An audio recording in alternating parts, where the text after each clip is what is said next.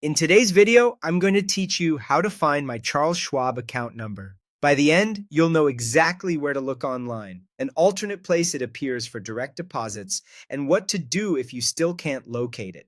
Plus, an important note about futures trading at Schwab. Let's start with the fastest method on the website.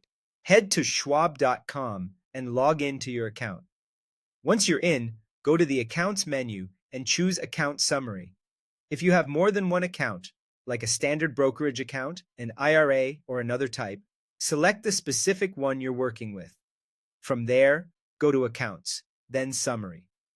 On this page, look for a small option labeled More next to your chosen account. Click that and you should see the account number displayed. It's typically 8 digits, sometimes shown with a dash in the middle. If you manage multiple accounts, double-check that you're viewing the correct one before you copy the number. And remember, never share your account number publicly or in unsecured messages. If you don't see it clearly on the summary page, there's a reliable second place to check.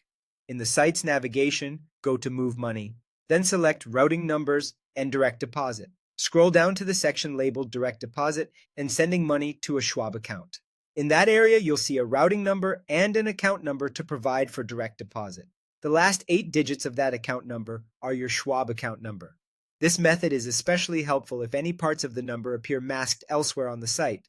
If you still can't find it, reach out to Schwab support. When you call, you can say, "Can you confirm my futures-enabled account number?" They'll verify your identity for security and then provide the number right away. Have your personal verification details ready so the process goes quickly, but don't share them with anyone other than Schwab's official support.